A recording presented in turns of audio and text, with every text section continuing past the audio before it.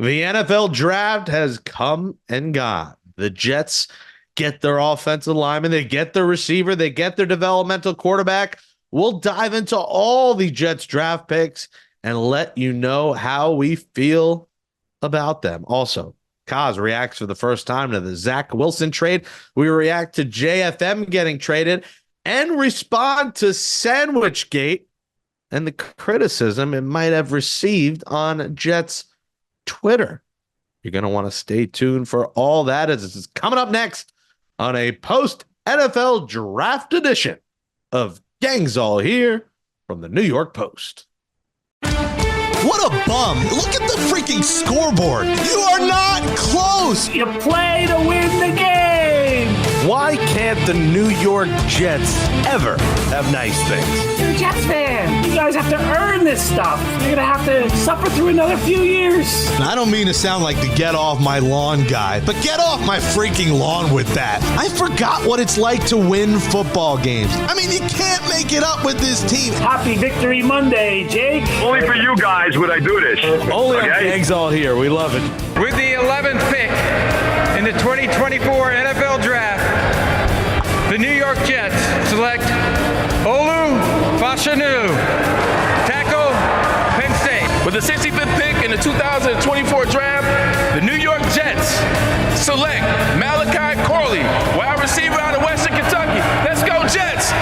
The Jets, like the Patriots, have used every pick on offense, and they take Jordan Travis, who was just having a phenomenal season before suffering a terrible broken leg injury against North Alabama. Welcome back to Gangs All Here, our New York Jets podcast from the New York Post. Jake Brown here, alongside Jets beat writer for the Post, Brian Costello. You can get us on Twitter at Brian Coz and at Jake Brown Radio. Well, Coz, the draft has come and gone. I'm so glad. I'm so sick of mock drafts every week from every expert who's watched, all 22s and film and people claiming to be experts. And I'm sure you're glad because I feel like now is the time to breathe a little bit because there's not a ton going on here.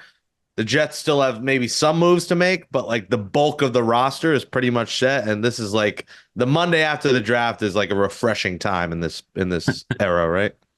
Yeah, no, I don't think there's any more moves really coming, big moves for the Jets. There'll be some tinkering with the roster from here on out, but I think they're pretty much done with the big stuff. And yeah, we'll have rookie minicamp the end of this week. Then OTAs will come in like May 20th, 21st, somewhere around there. I think we're out there for OTAs. That's like 3-4 weeks, and then there's a real break until training camp. Are you going to Aruba? Do you have any? No big plans right now. So trip to Hawaii. Yeah. So minicamp coming up. The Jets a solid draft. We'll go through each pick in a second, but a lot of critics giving them A-, B+.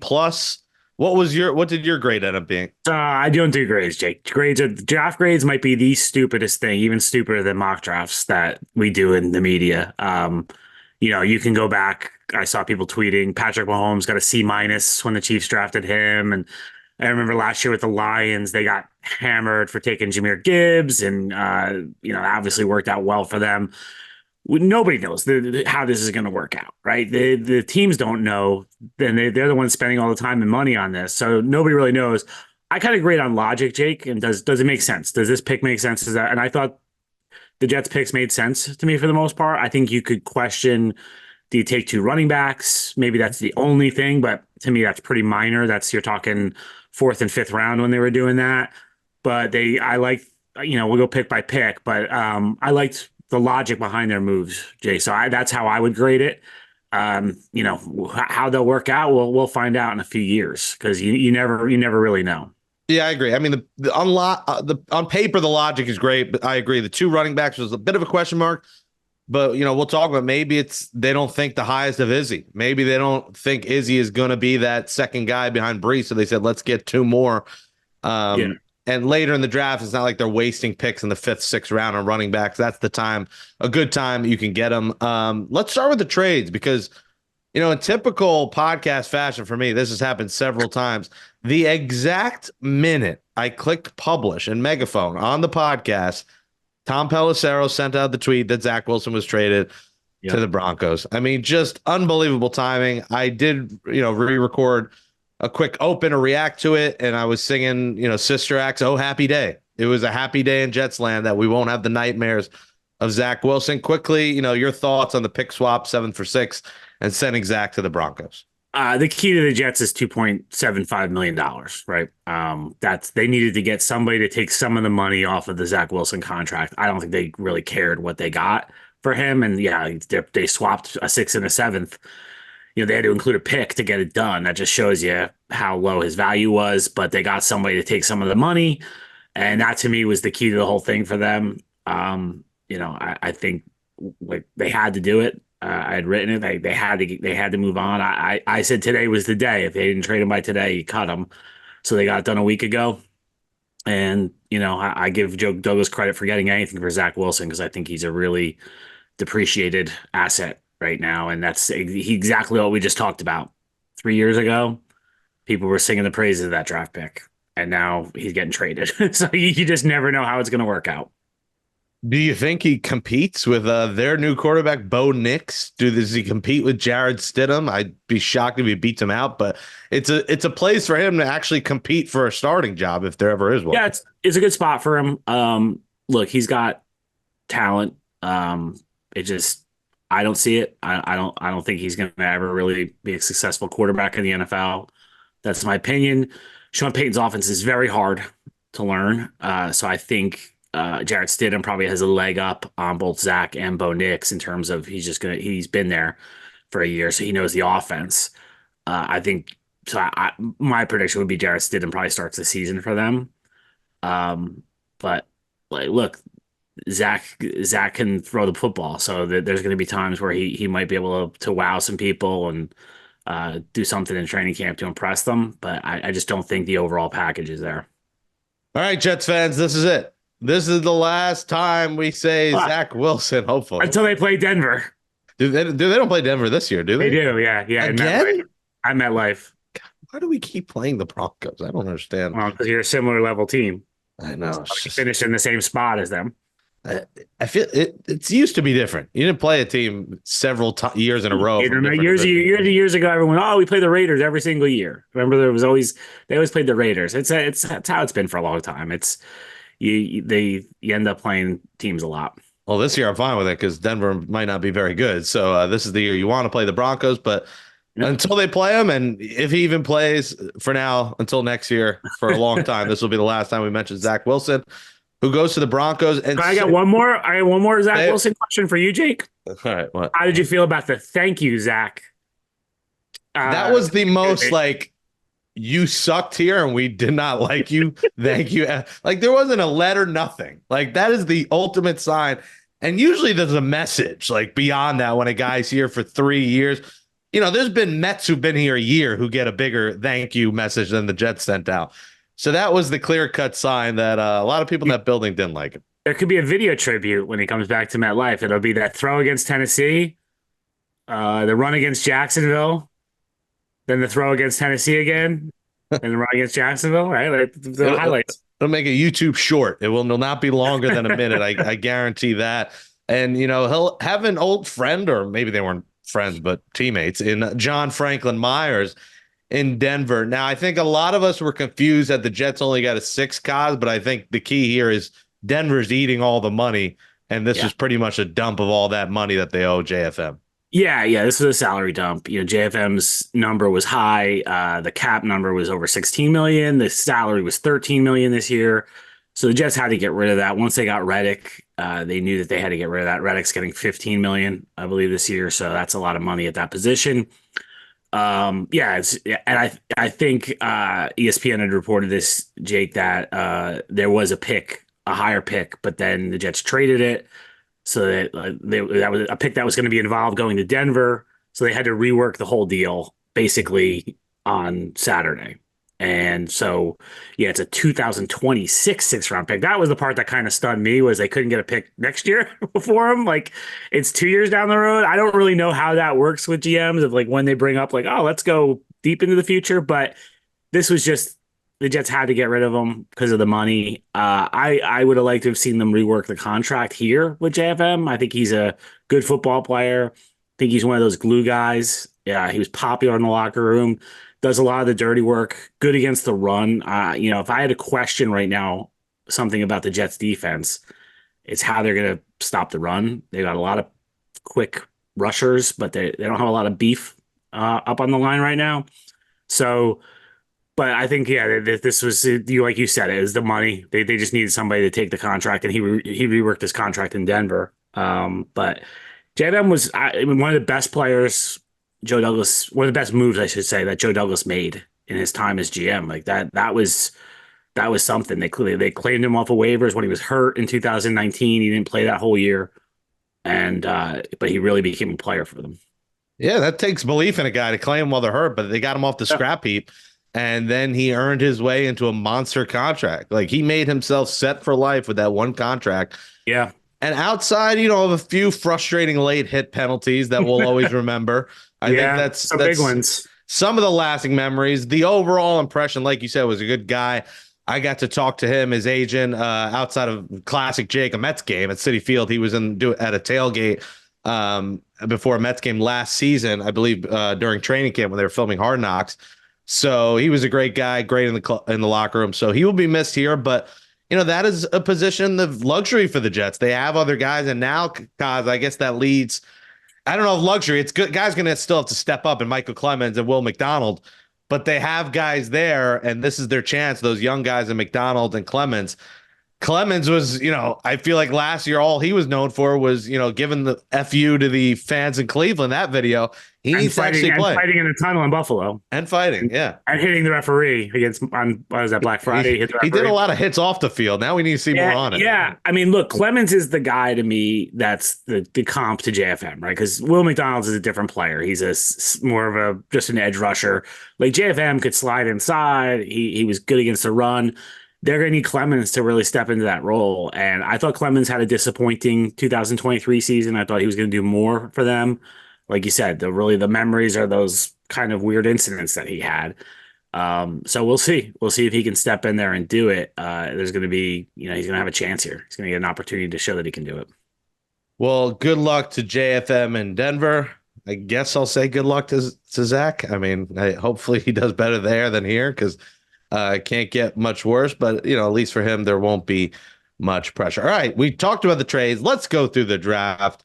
With the 11th pick, the Jets, after trading down one spot, which I thought was fairly smart to move one spot, they didn't get a lot back, but it takes really two or more spots in that place to get a lot of capital back. Yeah. They got basically a couple picks to move one spot, and I think I'm curious if once Odunze went off the board, their thought was, all right, we're going offensive lineman, so we don't need to take 10 here. We're not losing out on taking the quarterback the Vikings take. Did you like the logic? And I assume you like the 11th pick, Olu Fashanu, as a Penn State grad yourself. Yeah, I thought the logic of the trade was good, Jake. Like, obviously the Jets weren't taking a quarterback, so I think they played the Denver, probably the Raiders maybe in there too, of like, hey, Minnesota, if you really want a quarterback, you better come up here, because, Denver might jump you. And if we trade with Denver, your quarterback's not going to be there. And whatever you get, you get. Like, they had more picks than they did when they went into it. I think if Odunze or Neighbors had been there, they'd be Jets right now. I think that was the way they were going to go. Once those guys were gone, they shifted to offensive line, which I wouldn't criticize them if they had taken Brock Bowers. I think there's logic behind that. I do think there's logic behind this too. We've talked about the offensive line injuries ad nauseum for the last couple of years. You're going to need him at some point. Tyron Smith, Morgan Moses, both 33 years old, both recent injury histories, both on one-year contracts. So, Tyron Smith is not going to be the long-term answer at left tackle. They have to hope that Fashanu is. In terms of him as a player, we'll see. Like I said, I'll tell you in 3 years how he is as a player. They like him, and he's a good pass blocker. That's all I've heard, is how good a pass blocker he is. Run blocking, I think, needs some work. But I think it's a good situation for him too, right? Because Tyron Smith is going to be on a workload management schedule here. Like, he ain't going to practice a lot for the Jets. So that's going to lead to Olu getting a lot of reps in practice.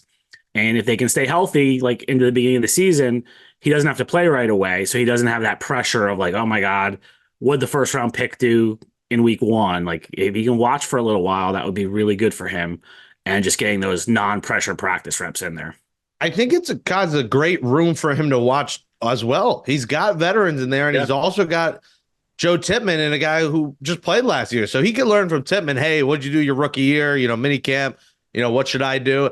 And then he's got the veterans, like you said, in Moses and Simpson and Smith, who, could teach him the way a little bit. I don't know how much Keith Carter will teach him the way. I mean, I'm surprised Keith Carter's still here after all the tweets from players ripping him. That was a big storyline in February or March, whenever that was.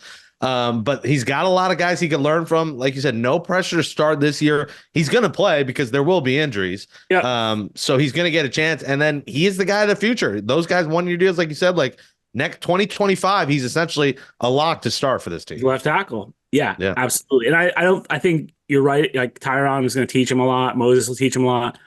Don't overlook Aaron Rodgers here in this situation too. Rodgers, that's like a huge benefit of having Aaron Rodgers on the team. He's been around. He's seen a lot. He's going to be able to help the young guys at every position on offense and defense. I remember that was one of the things that jumped out to me last year.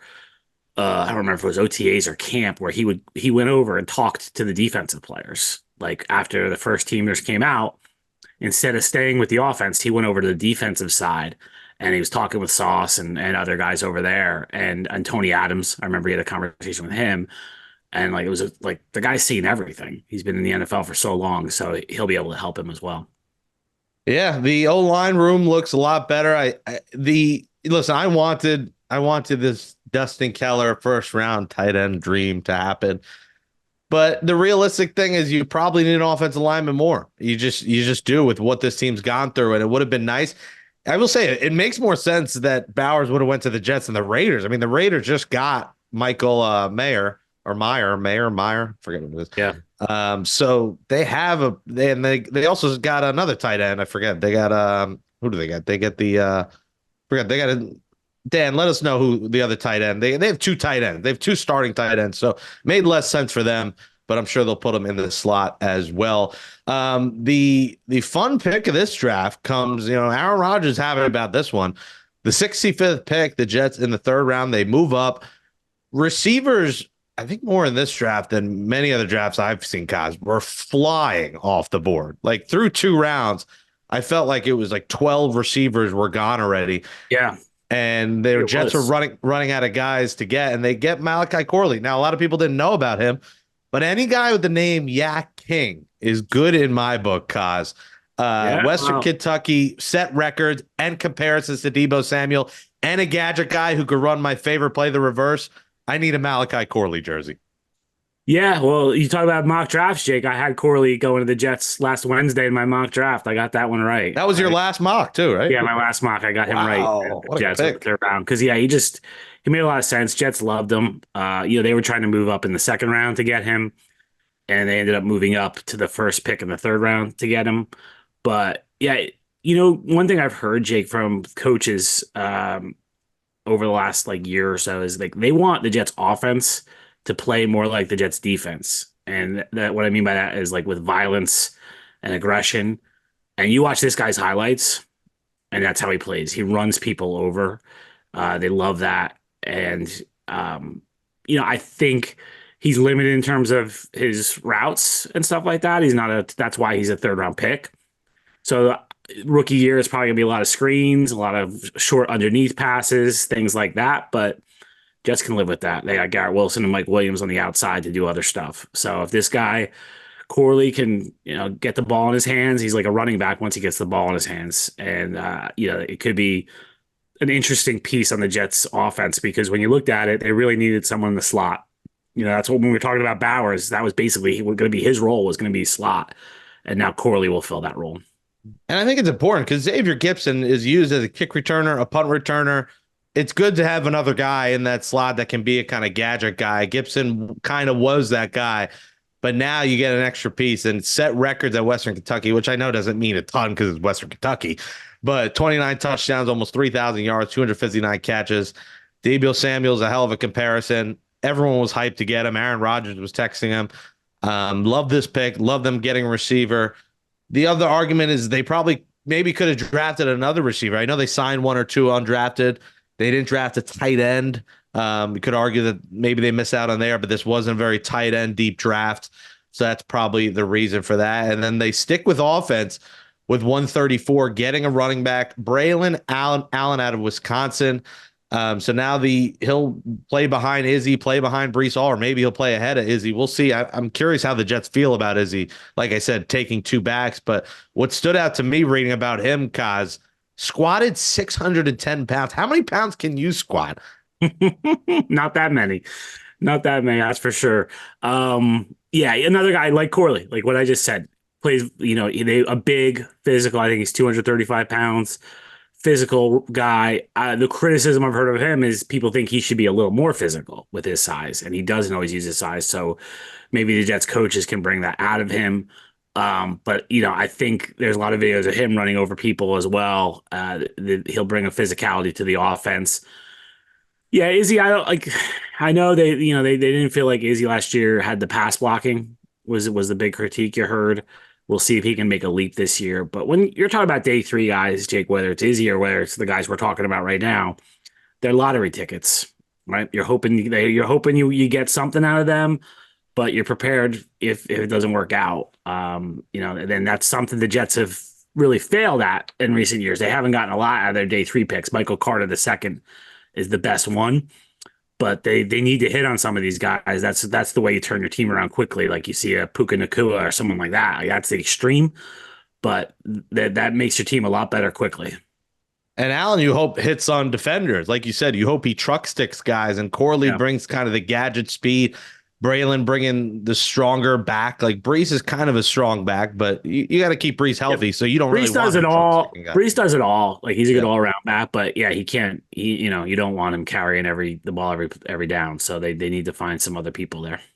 Yeah, and he benched 225. I can maybe do 90. I can do maybe a 45 on each side on a good day. 220. I didn't even know what this meant. He hang cleaned 405 pounds. Do you know what that means? There's a video. Yeah, there's a video of it. Clean where you're holding the weight down and then you come up to your chest with it. You're low. You're squatting down. You're starting to squat and you power clean up. Yeah, there's a video on Twitter, Jake, of him doing that. Yeah, he's a strong dude. 5 pounds in high school as a sophomore. That is just insanity. And that's the funny thing too about him, Jake, is he's 20 years old. He was the youngest guy at the draft, I think, and he graduated high school after his junior year. I think it was during COVID, and so they were virtual, and so he went to them and he combined his junior and senior year into 1 year, and so he was at Wisconsin when he was 17 years old. Yeah, so he's 20. So that's for all I know that's always a popular topic is ages of the draft picks. This guy's real young. Yeah, I mean, he can't even legally drink. I mean, it's unbelievable. I mean, 17 years old. I can't imagine doing a cake stand at Wisconsin at 17 years old, this kid. Of course he didn't because he hasn't had one drink in his life yet, obviously, to his parents listening to the show right now. But he probably hasn't if he's squatting 600 pounds and cleaning 400. I'm gonna doubt he's on the Jake Brown or Brian Costello diets at all here. He's probably does not put many bad things in his body. So you don't think he eats this coffee cake I had in Massachusetts yesterday, huh? What is that? It is a coffee cake. It was fantastic. Oh my God. I was up in Boston. That was delicious. He doesn't eat those. He eats a lot of lettuce and greens and pre-workouts and all that. And then the string of 3 Jets draft picks. I love the Jordan Travis pick. Now, listen, he's probably not going to touch the field this year. Who knows when he's going to be back from that gruesome left ankle fracture. But we're talking about a Heisman candidate here that the Jets get at 171. He's a winner. The guy just won at Florida State. And I think as your developmental quarterback, you were looking to get a developmental guy at this part of the draft to basically replace Mr. Wilson, who I'm not going to say his name anymore. But I said it a final time, but he's your third stringer. And I thought this was a solid pick. You had to get one of these developmental guys, and maybe, just maybe, after 2 or 3 years, he's your quarterback of the future. Yeah, again, lottery ticket, Jake, right? And this guy, why is a player in the fourth round? Well, his is the injury. I think he'd be a lot, or was he fifth round? Fifth round with the Jets. Fifth round. Yeah. Why is he in the fifth round? The injury knocked him down. He probably would have been higher without the injury. I don't think he would have been a first round pick, but maybe day 2 pick without that injury. And yeah, we'll see. Like, what you laid out, if he's starting in 2 or 3 years, that's you hit the mega millions if you find a guy in day 3 of that. But if he becomes a backup, strong backup for them, like a Mike White type of situation, that's also a win. So he'll get a chance with Tyrod Taylor and Aaron Rodgers. Like, that's a lot of knowledge in that room. So they'll be able to teach him how to be a pro for sure. And the question with him is when he can get on the field. They sounded like even iffy about training camp with him the other night when they talked to us. So it's really not completely clear what happened with his injury, Jake. College, it's always murky. We said like broken legs. Other people said broken ankle. But it was a serious injury. So we'll see when he can get on the field. Yeah, and I'm sure the Jets guys end up signing another veteran quarterback, at least for the start of the season. Not a veteran, Jake. I think they would I think they'll sign probably an undrafted guy or somebody like that. Yeah, well, someone gets cut in training camp and they get someone for the practice squad. We'll see who's out there then. But quarterback room looks pretty solid. And yeah, like you said, learning from those two guys, that's 30 plus years of football experience he gets to learn from. Yeah. So good looks in Jordan Travis. And then another running back. This is the one pick you're like, do they need another powerful back? 46 games over 4 years, was a freshman All-American at South Dakota State. What do you know about Isaiah Davis at 173? Yeah, not a whole lot, Jake. Obviously South Dakota State, a winning program, national champions. I think they were 29-1. But he seems like he could do a lot all around. And I think it's going to be interesting to watch these guys once we get to training camp. OTAs is basically nothing right now. It's glorified passing camp. So, but I'm curious to see these guys once training camp starts and once the preseason game starts to see how it breaks down and who comes out of that room. I think with Izzy and Allen and Davis, it's going to be an interesting competition there to see. One of them's going to get cut. That's probably. Yeah. I mean, they could end up on the practice squad, but yeah, you're not going to carry 4 running backs probably. So, it'll be interesting to see how that shakes out. And I think that's going to be something we're following through the preseason. Yeah, and listen, I don't mind that they keep going offense. They said offense. Got 5 offensive picks to start the draft. Yeah, that does not happen in Jets history. No. I feel like there's always at least multiple defensive players. I was thinking about this, Jake, because I feel like we forget stuff pretty quickly. But you remember between Mark Sanchez and Sam Darnold, every first-round pick was defense, remember? That was like a story for a long time as we were going, Are they ever going to take an offensive player? Like they took Kyle Wilson, Muhammad Wilkerson, Quentin Coples, D. Milner, Sheldon Richardson, Calvin Pryor, Leonard Williams, Darren Lee, Jamal Adams, and then they took Sam in 2018. So that was all defense. And I remember that was always a huge topic of conversation at that time around the draft is this the year the Jets finally go offense? Well, this year they took 5 players on offense to start. I made a little joke today that you remove the D from Douglas. It was Joe Uglas was this draft because there was no D involved. Yeah, and a lot of those picks have given us nightmares. They've been on the back page for a few of the right, more of the wrong reasons here in New York. Sorry for that list, Jake. Yeah, one of them being the phony and Jamal. Coples.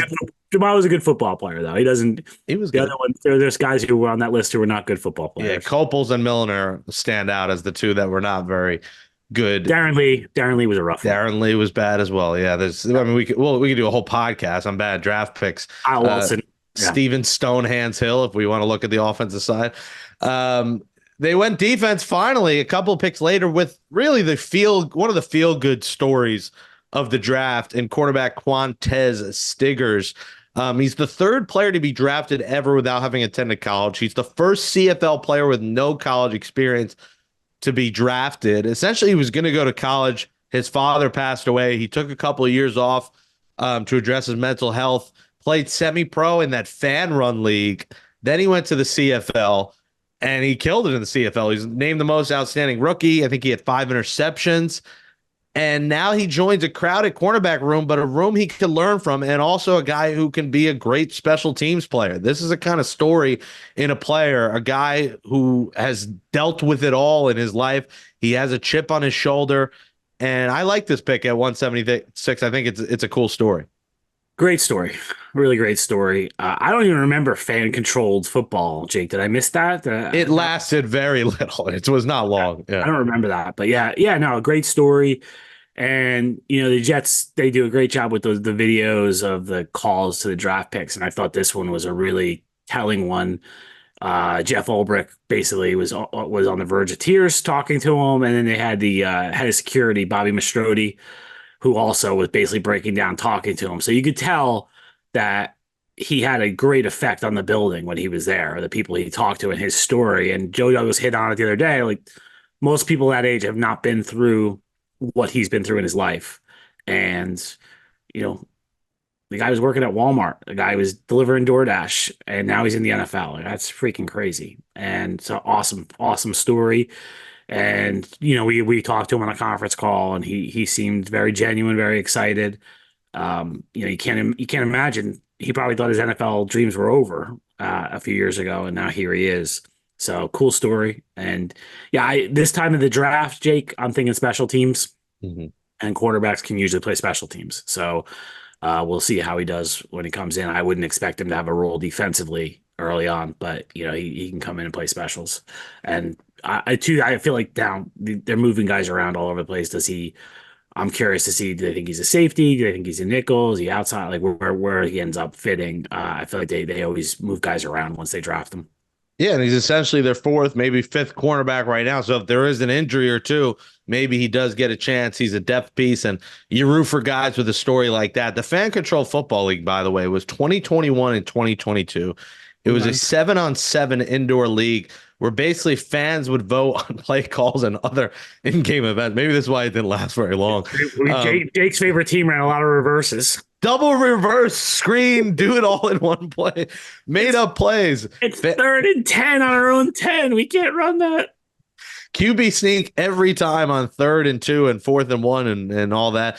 Players were paid weekly $400 before taxes plus room and board. So it wasn't exactly the Taj Mahal of football leagues. Yeah. But yeah, so that's a cool story. So shout out to Stiggers, the Jets. Cool story of the draft. And I'm sure we'll see plenty of that on One Jets Drive. I'm sure that'll be featured heavily. And then with the last pick, Mr. Irrelevant. And you always feel bad for the guy because they like really do it up with Mr. Irrelevant. They have a whole jersey and it's like, this guy's trying to be relevant. I get the nickname, but I always kind of feel bad for that player. But he did go to Alabama after 4 years at University of Alabama at Birmingham. So he went from Birmingham to Tuscaloosa, and he is the final pick. He started 12 games in his last year there at Alabama. He joins a pretty crowded, safety room with Chuck Clark, Tony Adams, and Ashton Davis. But what do you know, if anything, about Jalen Key?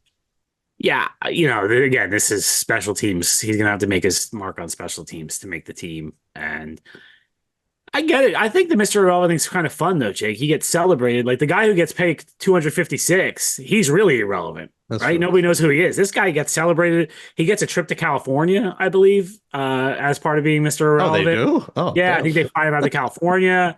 So I think Mr. Irrelevant is kind of cool. And you have that the rest of your life. Like that's you kind of, it's distinguished rather than all those other 7th round picks that nobody really pays attention to. But yeah, obviously he has his work cut out for him. He's essentially, maybe has a little bit of a leg up on the undrafted free agents, but he's essentially an undrafted free agent. And he's going to have to come in here and win a job on special teams for sure. What did they go to Disneyland? Is that the trip to California? I don't know where they go, but I think they go to California. I'm pretty sure they do, Mr. Irrelevant. You can look that up. Yeah. Not as bad as I thought. That's not a bad deal. So that is the Jets draft. Anything of note? Do you know anything about any of the guys from undrafted free agents that they signed? Anyone? Defensive tackle they signed, Davis. He was rated highly. I think he's gonna be one to watch. But I mean, we got to see them in the summer and see who stands out.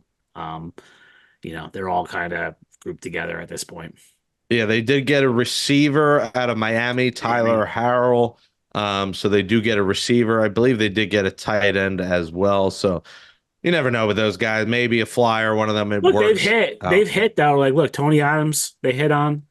Obviously, Gibson and Brownlee, they hit on last year. So, Bryce Huff's the ultimate example here. Under this regime, under Douglas, but you can find a player. Snacks back in the day. Obviously Corbett back in the day, right? So you can find players in this, but we don't really know. August rolls around who stands out from that group. Yeah, maybe one of them becomes one of the trading camp darlings, which won't be on Hard Knocks, but we'll see it on One Jets Drive. And one Jets draft pick after the draft, Coz, we knew was gone and going elsewhere. Mekhi Becton. How do you feel about him going to the Eagles for 1 year, $5.5 million? I think it's $5.5 million is what he can earn. I think when we get the real contract, it's probably $2 million. It's up to $5.5 million, which is a key phrase. I think it's a good spot for him. Jeff Statlin's a great offensive line coach. So, they're not going to be counting on him to play. He's going to be the backup tackle there. So we'll see if he can get anything out of his career. There's been flashes with Mekhi, particularly his rookie year, but it's really just, the injuries hurt him and he didn't play very well last year. And that's why he's now a backup tackle. That's getting him, I'm going to guess it's going to be the league minimum when we see the actual contract. So we'll see if he can put his career back together with Stoutland there.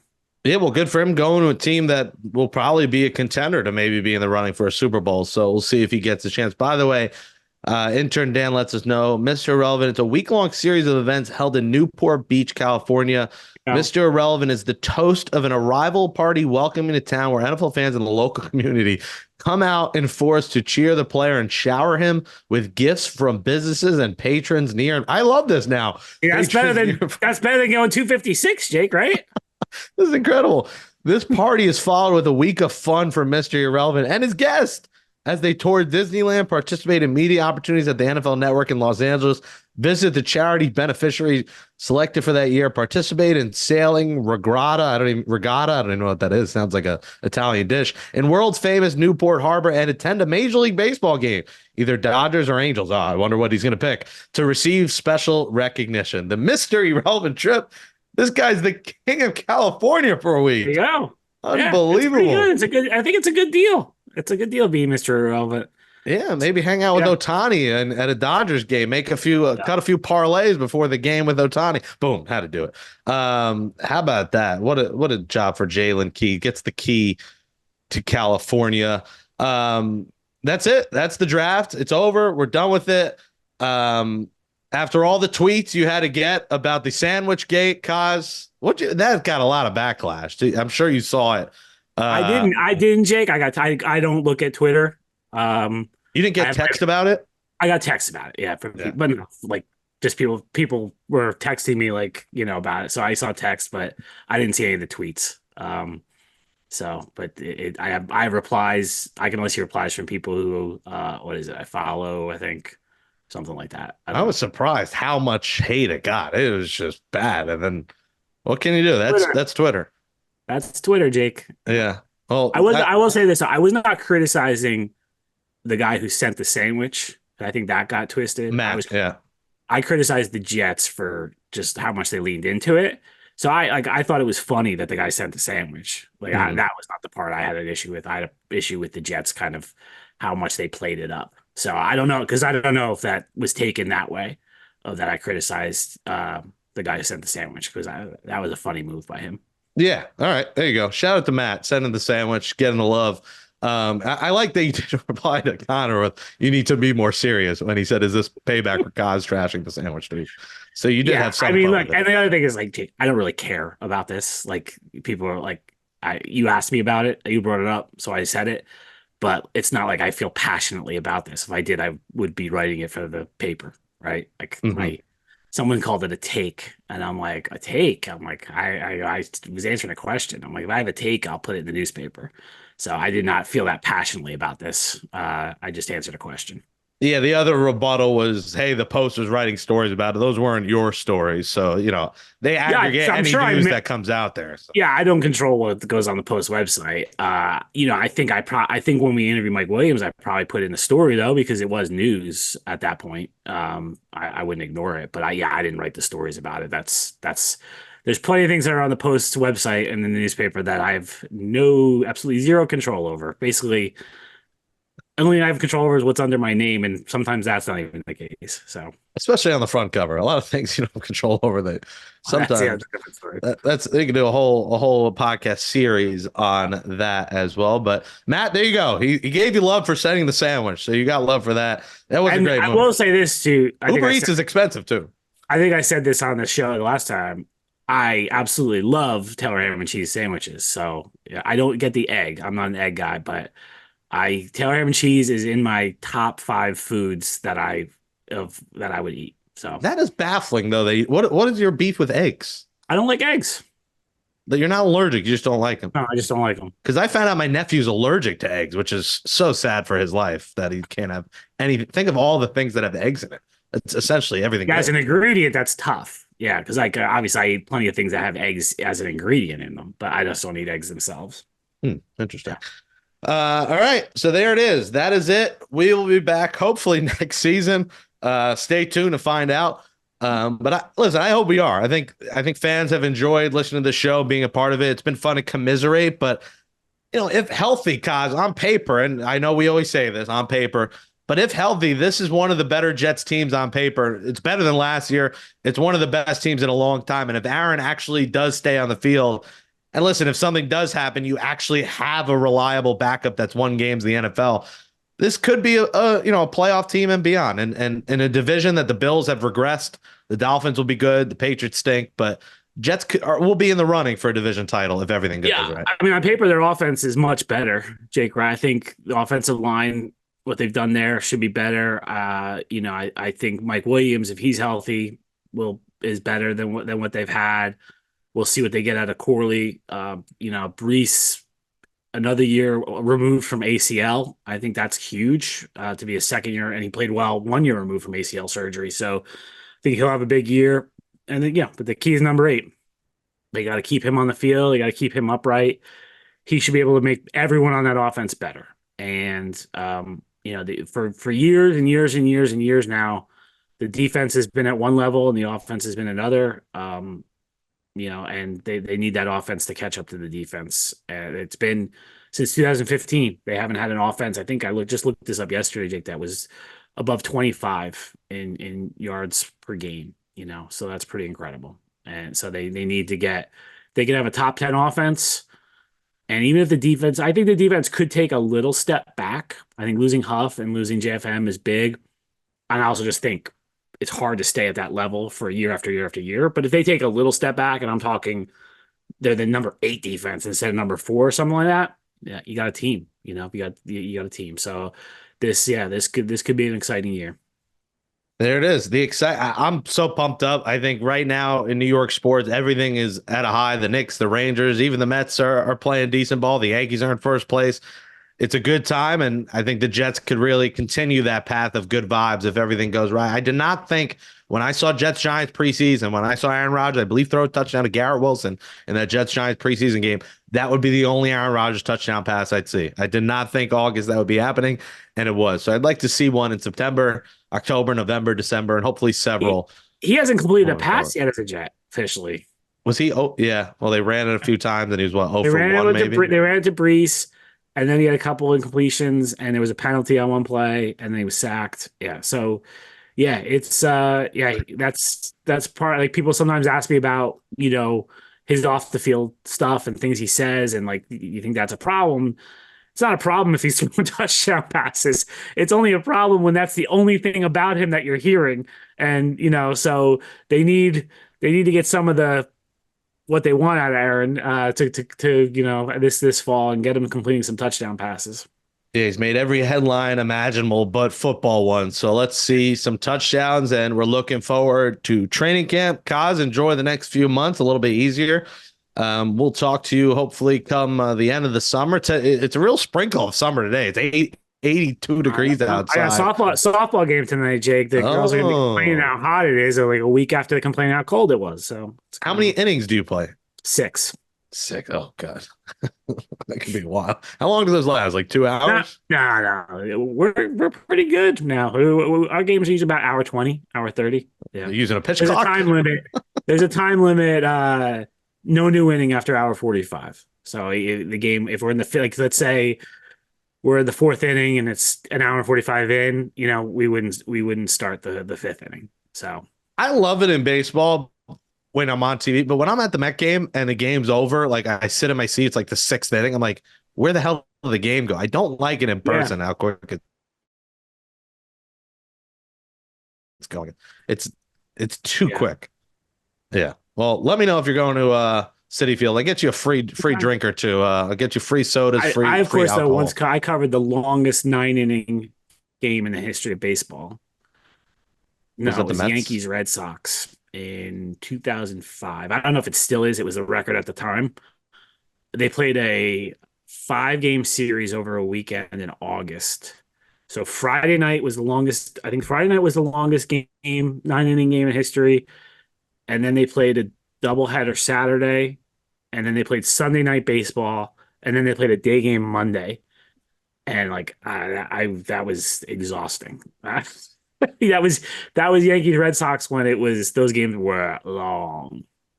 Yeah, I think it's definitely helped. I think it's better for viewership, but just when I'm there as a fan, it's a little frustrating how quick they end. All right, well, the Jets draft is over. We'll talk to you late August. We'll close out this episode of Gangs All here next. Find out what Aaron thinks about it. He's excited. I already got a text. He's excited. Alrighty, great stuff there. Yeah, it is hot out today. I had to keep the AC on during the show, or I might have had a heat stroke. But a good finale, as that says adios to episode 179 of Gangs All Here, a Jets podcast from the New York Post. Thanks to the intern Dan Shalom for helping me in producing the show. If you want to catch up on all old episodes of the show, go to Apple Podcasts, Spotify, Google, Amazon, wherever you get podcasts. Subscribe, give us a 5-star rating, write a nice review. If you're watching us or you're not watching us, make sure you do. On the New York Post Sports YouTube page, click subscribe. Give us that thumbs up below. Comment below. What'd you think of the Jets draft? Let us know your grade. Coz is right. You don't know what these guys are, but on paper, I'd say a B+. I didn't like having 2 running backs. I thought they could have mixed it up, tight end, or maybe even another receiver. Otherwise, I thought it was a great draft. I thought the cornerback story is great. You get your offensive lineman, you get the receiver you wanted, you get a developmental quarterback you wanted. It's hard to hate on this Jets draft with the picks that they had. And I'm fired up. This season and this time for New York sports, the Jets have got to be good. This is the year. No more waiting. They got screwed. Obviously, health, you never know, but Aaron Rodgers, stay on the field. If Aaron Rodgers stays, we are in the makings of a historic year in New York sports. Everything looks good. The Yankees are in first place. The Mets are over 500. The Jets on paper look like a Super Bowl contender. The New York Knicks are up 3-1 on the crying Philadelphia 76ers and are 1 game away from round 2. This hard-fought Knicks team that's playing for the city, playing like the city would love them to play, hard, gritty, in your face, don't make excuses. They're here. And the New York Rangers sweeping away a similar team. We are playing together. We don't quit. Sweeping away the Capitals. The Knicks fans took over DC. The Knicks fans took over Philly. The Rangers fans took over DC. And New York sports is riding high. But the job ain't done yet. Keep going, Knicks. Keep going, Rangers. And Jets, when we see you in September, I want to see the best team in the AFC East. I want a division title. I want the playoffs, division title, and a deep playoff run. I'm tired of the excuses. Now's the time. Let's go, Jets. Clearly fired up here. That's enough out of me. Follow us on Twitter at Brian Coz and at Jake Brown Radio. Hopefully we're back next season. Stay tuned. On Twitter, we'll keep you posted, but, we're done until at least sometime in August. If we're back, it'll be in August. So this is a kind of the layover, the break, and then hopefully we're back to cover this team because I think there's all the makings of a special Jets team, and I hope we are a part of it. So thank you for listening to Gangs All Here. We'll catch you later in the summer. Enjoy your summer, everyone. We'll see if the Jets do anything else. But until then, thanks for listening and supporting the Gangs All Here podcast. Jake Brown here, signing out. Hags, have a great summer. Talk to you later.